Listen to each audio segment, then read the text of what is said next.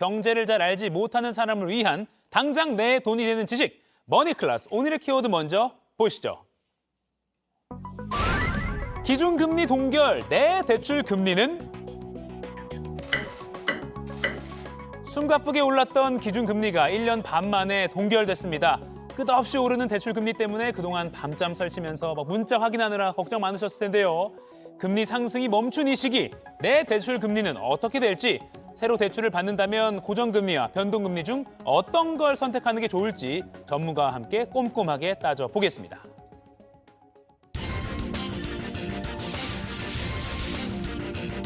경제의 빅피처를 그려주시는 분이죠. 김광석 한양대 겸임교수와 이야기 나눠보겠습니다. 안녕하세요. 네, 안녕하세요. 지난주 금요일이었습니다. 한국은행이 기준금리를 3.5%로 동결했습니다. 네. 근데 이게 좀 끝이 아닐 것 같은 여지를 남겼는데 먼저 이창용 한국은행 총재 말부터 좀 들어보고 갈게요. 네.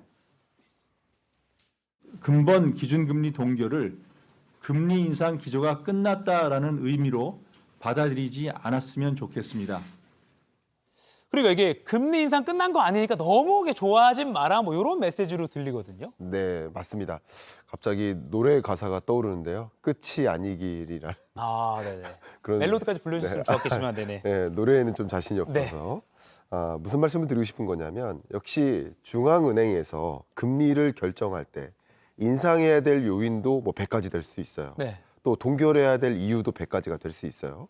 그러나 우리가 여러 가지들을 고민해야 되지만 여러분들께 쉽게 말씀드리기 위해서 두 가지만 고려를 하겠습니다. 네. 하나가 물가예요. 그 다음 한 가지가 경기예요. 경기. 근데 물가가 치솟으면 금리를 인상해야 돼요. 그죠? 근데 경기가 너무 나쁘면 금리를 인하해야 될지도 몰라요. 네. 그러니까 두 가지 요인 중에 금리를 이제 인상하는 걸 멈췄다라는 얘기는 경기 사이드를 더 고민했다라고 해석해 볼 수 있을 것 같아요. 네. 먼저 물가는 어쨌든 정점 찍고 어느 정도 떨어졌어요. 그러나 여전히 불안한 요소들이 있습니다.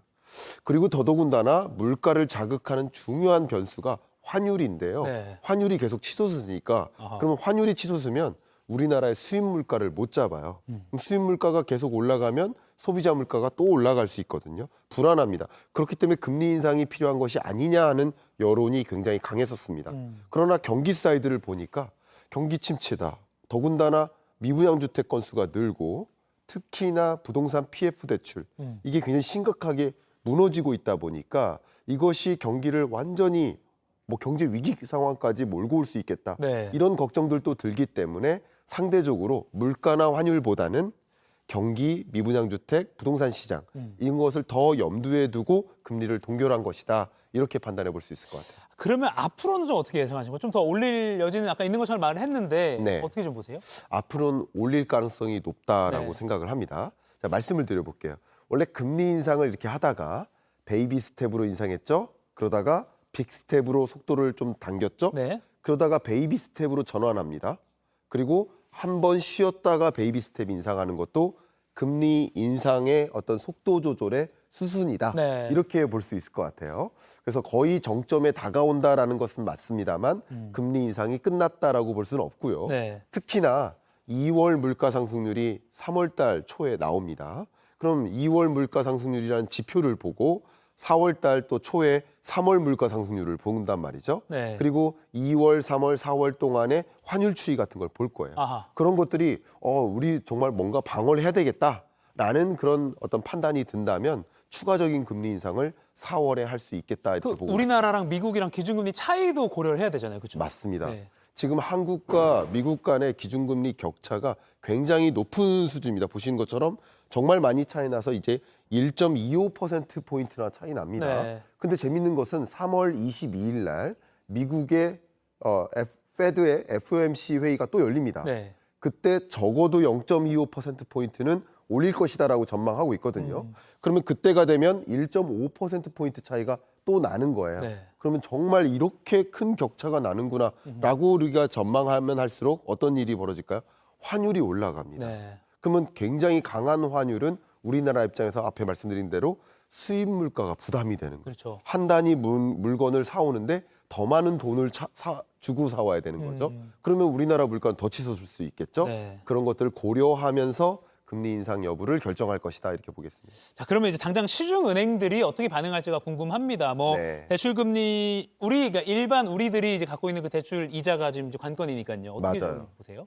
일단은 금리가 동결됐지 않았습니까? 그러면 추가적으로 시중 금리가 올라갈 이유는 상대적으로 사라진 것이다. 네. 이렇게 볼 수 있을 것 같습니다. 더군다나 최근 들어서 정부에서 일종의 압박이라고도 볼 수 있고요. 혹은 정책적인 가이드라인이라고도 해석해 볼 수도 있겠죠.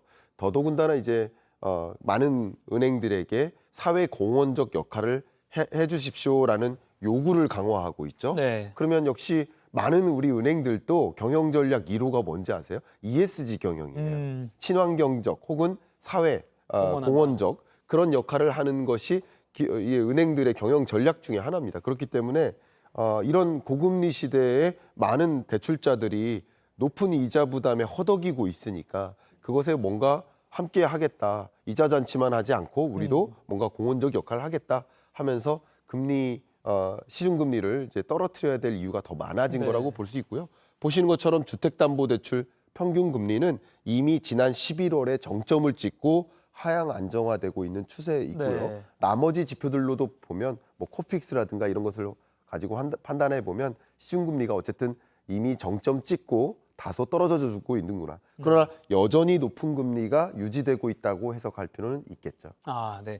그럼 이제 오늘의 핵심입니다. 이렇게 대출 금리가 내려가는 시점에서 지금 이제 은행에서 새로 대출을 한다면 돈을 네. 새로 빌린다면 네. 고정금리로 해야 하는 게 좋을까요? 변동금리로 하는 게 좋을까요? 우리 시청자 여러분들께 네. 고정금리와 변동금리를 잠깐 구분시켜서 말씀을 한번 드려보겠습니다. 네. 제가 만약 은행이에요.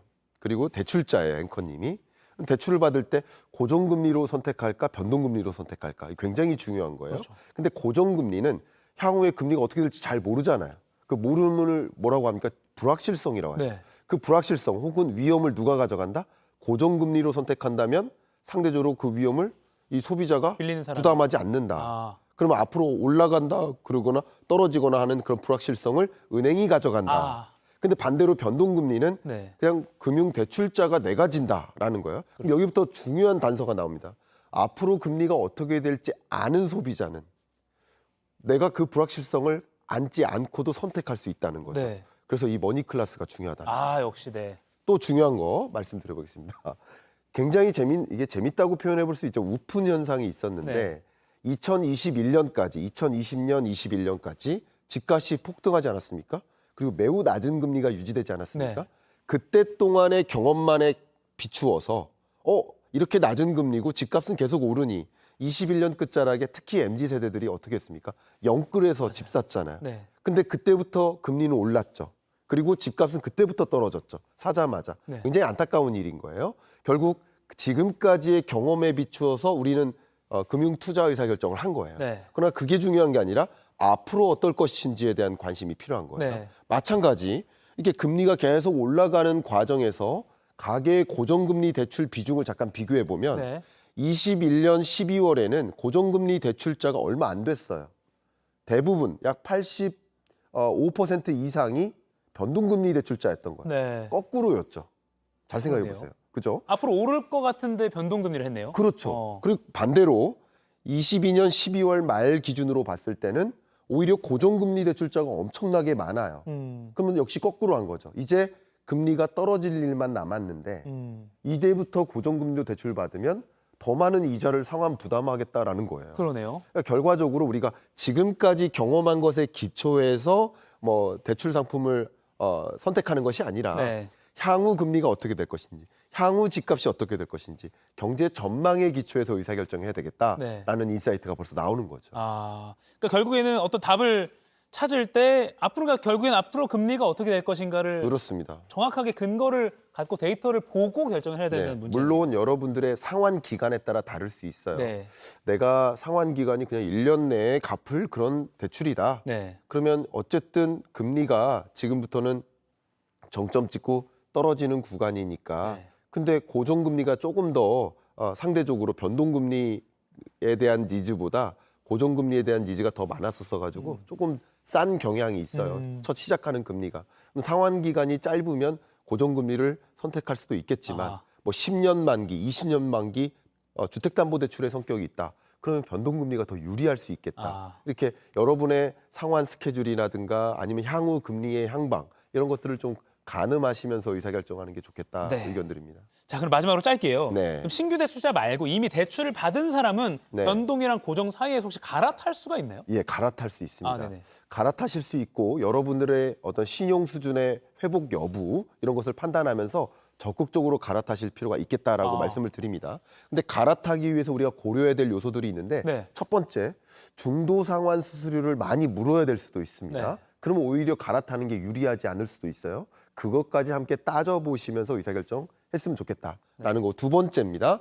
대출 한도 축소 가능성. 그러니까 지금의 대출은 뭐 예를 들어 2억까지 가능했는데 갈아탈 때는 뭐 1억밖에 안 된다든가 대출 한도가 축소될 수도 있습니다. 그런 것들도 여지를 확인하면서 갈아타는지를 확인해야 됩니다. 마지막으로 세 번째는요. 정부 지원의 대출 가능 여부. 예를 들면 특례 보증금 같이 정부의 정책 금리를 적용받을 수 있는 대상이 될 수도 있어요. 네. 그래서 여러분들이 최근 2년 동안 신용도가 정말 올라갔다. 그러면 그 올라간 신용도에 맞게 금리를 바꿔야 되지 않겠습니까? 네. 혹은 정부 지원책들이 많이 있으니까 그런 것들을 내가 혹시 대상이 되는지 꼼꼼하게 확인하셔서 이자 상환 부담을 최소한 줄이는 몸의 다이어트 말고 이자의 다이어트 해야 되지 않을까 생각합니다. 이자의 다이어트. 사실 이게 뭐 물건 뭐 작은 거 살 때는 고민 많이 하는데 대출 은행에서 계약할 때는 뭐 엄청 그냥 쉽게 한 경우에 있는데 말씀하신 대로 뭔가 데이터에 근거해서 좀 더 공부해보고 결정을 하면 너무 더 좋을 중요한 것 말씀입니다. 같습니다. 한 가지만 포인트. 네, 짧게만 부탁드립니다. 너무 중요합니다. 네네. 우리 정수기를 사요. 네. 그러면 3년 동안 뭐 분납으로 산단 말이에요. 네. 그죠? 렌탈 한다든가. 근데 대출은요. 30년 만기예요. 30년 동안 매월 이자를 상환 부담해야 돼. 그런데 이렇게 단편적으로 어제 오늘 경험한 것에 기초해서만 선택하면 안 되겠죠. 향후 어떻게 될 것인지 꼼꼼하게 따져보고 의사결정하시길 바랍니다. 알겠습니다. 자, 지금까지 김광석 한양대 겸임교수와 이야기 나눠봤습니다. 고맙습니다. 감사합니다.